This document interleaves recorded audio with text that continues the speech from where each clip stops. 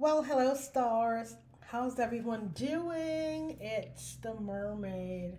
I hope everyone's doing absolutely fantastic. I wanted to share a little bit about myself again. So, this is my shamanic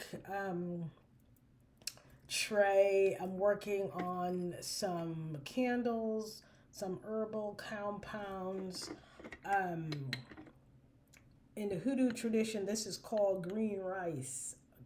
Yes, green rice, abundance rice. By the way, it's used in many indigenous cultures, okay, for abundance and road opening and prosperity, okay. I work quite a bit with pine. I've dressed and blessed some candles and yeah, doing some shamanic work this weekend during the full moon, of course. Why not?